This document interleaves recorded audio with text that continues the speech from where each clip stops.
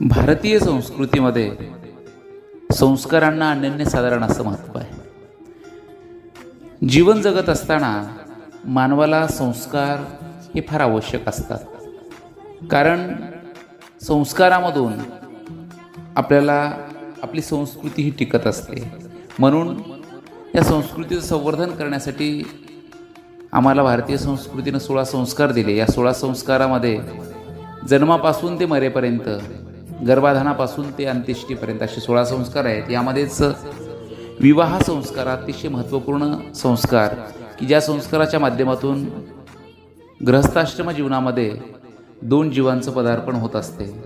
या विवाह संस्काराचं महत्त्व विशद करताना वंदनीय राष्ट्रसंत तुकडोजी महाराज असं म्हणतात की चालावा जगाचा प्रवाह, व्हावा निसर्ग गुणाचा निर्वाह, याचसाठी योजिला विवाह धर्मज्ञानी तयाचा.